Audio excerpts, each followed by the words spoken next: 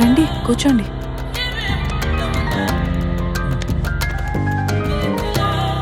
పర్లేదు, రండి.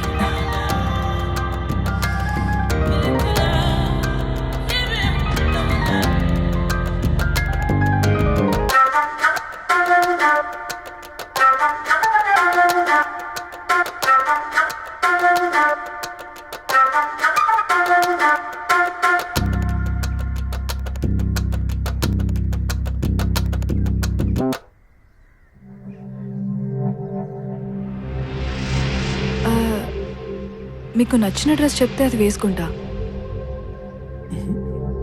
మీకు కూడా డ్రెస్లు ఉన్నాయి, అవి వేసుకుంటారా?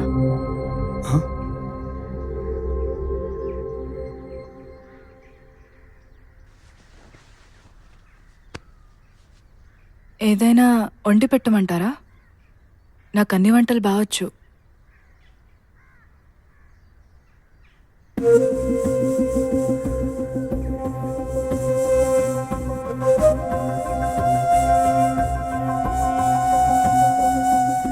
మా అమ్మ నాతో ఎప్పుడు ఒకటే చెప్తుండేది, మనం నిజంగా వృత్తిని నమ్ముకున్న వాళ్ళం, మనిషికి సుఖం అదొక్కటే కాదు అన్నీ ఉండాలి అని.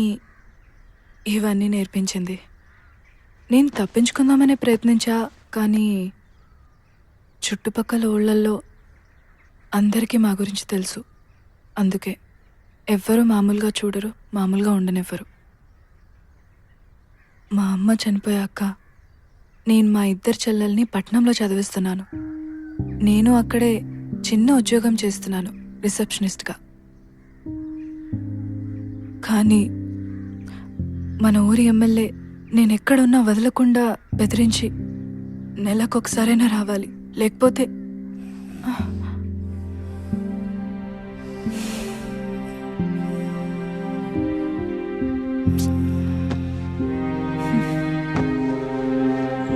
మీ కళ కేవలము నన్ను అవహేళన చేయుటకు ఉపకరించును తప్ప నాతో పోటీ పడుట మీ వలన కాదు కాదు కాదు.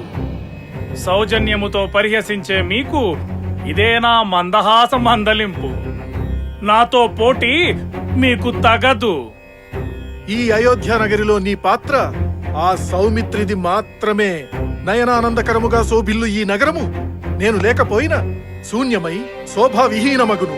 కల్పావసానము వేళ ఉండే కారుచీకట్లలో ఈ ఊరి కళ మ్రగ్గును. ఇంద్రాది దివిజుల మంత్రహస్తముల గెలిచే కౌటిల్యము నాది. లోకులను చీకాకు పరిచే కపటము నీది. మీరు తిడితే పడటానికి పిరికి పందలు కాదు ఈ విప్లవ వీరులు. చిరుప్రాయం నాడే కొదమ సింగాల కోరడు లెక్కించిన భరతునిగన్న భూమిరానాది. 16 ఏళ్ల ప్రాయంలోనే పద్మవ్యూహాన్ని ఛేదించిన అభిమన్యునిగన్న అవనిరానాది. అక్బరుని అధక్కరించి ఔరంగజేబుతోనే ఔరా అనిపించుకున్న ఔరస మరాఠీల జన్మస్థలం రానాది. ఇక్కడ పుట్టిన కుందేలైనా వేట కుక్కల్ని తరిమిందిరా. ఇక ఇక్కడ పుట్టిన వీరయోధుల ముందు నువ్వెంత, నీ బ్రతుకెంత? సిగ్గు లేక, చేవ లేక, ఎదిరించే దమ్ము లేక సంధికని పిలిచి బంధిస్తారా పశువుల్లారా? స్వాతంత్ర సమరయోధుడి ఆవేదన నువ్వు చెప్పావు.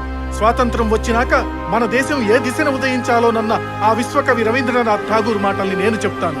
ఎక్కడ మనస్సు నిర్భయంగా ఉంటుందో, ఎక్కడ మానవుడు సగర్వంగా తలెత్తుకొని తిరుగుతాడో, ఎక్కడ విజ్ఞానం స్వేచ్ఛగా మనగలుగుతుందో, ఎక్కడ ప్రపంచం ముక్కల ఇరుకైన గోడల మధ్య మ్రగ్గిపోదో, ఎక్కడ మాటలు అగాధమైన సత్యం నుంచి బహిరిల్లుతాయో, ఎక్కడ విరామమైన అన్వేషణ పరిపూర్ణత వైపు చేతులు చాస్తుందో, ఎక్కడ పరిశుద్ధ జ్ఞానవాహిని మృతాంధ విశ్వాసపు టెడారులో ఇంకిపోదో, తలపులో పనిలో నిత్య విశాల పదాల వైపు ఎక్కడ మనసు పయనిస్తుందో ఆ స్వేచ్ఛా స్వర్గంలోకి తండ్రి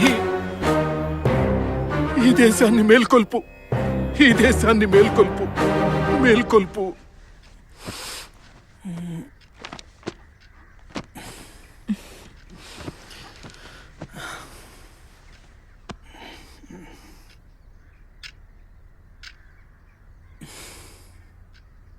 మీరు కాఫీ తాగుతారా?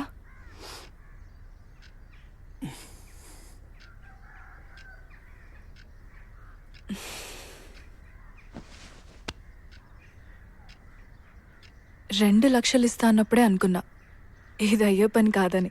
2 లక్షలా? సగం నా బ్యాంక్లోకి వచ్చేసాయి, మిగిలిన సగం రాకపోయినా నాకేం పర్వాలేదు. మీరు ఇంకోసారి పడుకొని లేసినా నాకు ఇబ్బంది లేదు.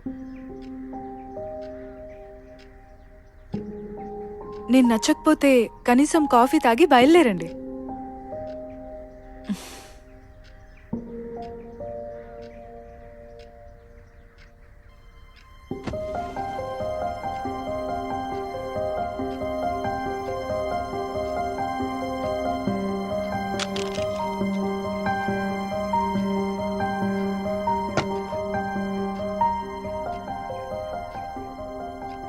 మీకు నచ్చిన బుక్ తీస్తే నేను చదివినిపిస్తా.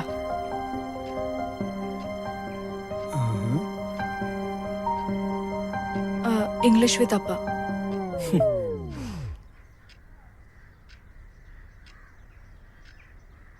నీకు చెస్ ఆడడం వచ్చా?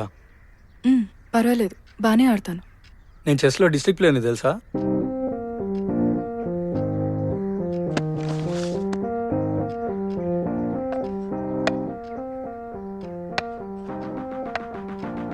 అవును, వృత్తిపరంగా ఇదే అన్నావు. నువ్వు, నీ అమ్మ, అమ్మమ్మ అందరూ ఇదేనా? అవును. ఇలా ఎవ్వరూ మా చెల్లిని అడగకూడదని ఇది ఒప్పుకున్నా. డబ్బులు వచ్చాక ఇంకా మా చెల్లెళ్ళు ఇద్దరిని తీసుకొని ఈ ఊరికి దూరంగా వెళ్ళిపోతా. నీ కోసం ఇంత ప్రైవేట్ సెటప్ చేశాడంటే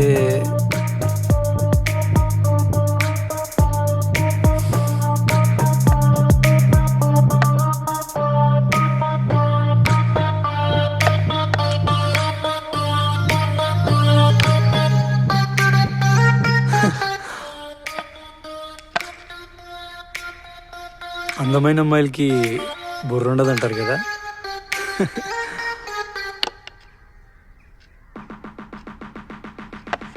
చెక్. చెక్క.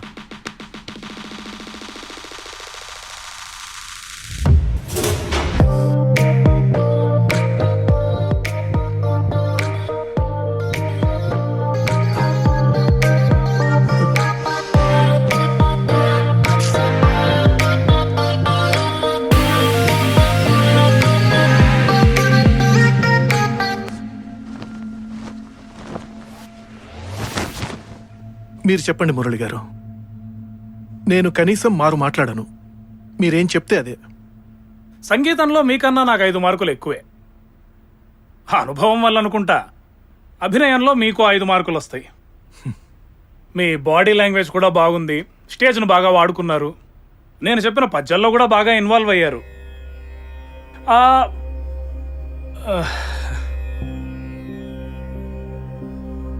మీకొచ్చిన పరిస్థితి కనుక నాకొచ్చుంటే ఆ ఒక్క వంక సరిపోయేది నన్ను నేను నాశనం చేసుకోవడానికి. చెప్పండి ప్రసాద్ గారు, మీ నోరు పడిపోయింది, ఇంకా నాటకాలు వేయలేరు అన్నప్పుడు మీ ఫీలింగ్ ఎలా ఉండేది? చెప్పండి ప్లీజ్, నాకు అవసరం అది. సహజంగా చాలా బాధ కలిగింది. నాకే ఫీలింగ్ వచ్చింది అనేదానికంటే ఆ ఫీలింగ్ నన్ను ఏం చేయమంటున్నది అన్నదే చాలా ముఖ్యం. నా గొంతు పోయిందని కాదు, నా ప్రాణం పోతుందన్నా కూడా నాలో కలిగేది ఒక్కటే ఆలోచన. బాక్సింగ్ రింగులో నేను ఓ పక్కన సిద్ధంగా ఉన్నప్పుడు ఎదురుగా ఉన్నది మనిషి అయినా, వస్తువైనా, పరిస్థితి అయినా, ఈ ప్రపంచమైనా సరే ఎలా ఆడి గెలవాలి అన్నదే నాలో ఉండే ఆలోచన. 2 నెలల్లో మళ్ళీ మీతో పోటీకి వస్తా. ఒక్క నిమిషం.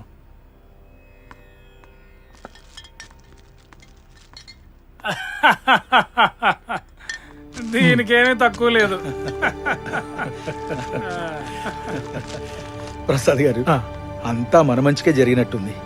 ఇదివరకు కన్నా బాగా పాడుతున్నారు సార్. హనుమంత్ గారు, సార్ మీ నాటక పుస్తకం ఇది. ఇదిగోండి.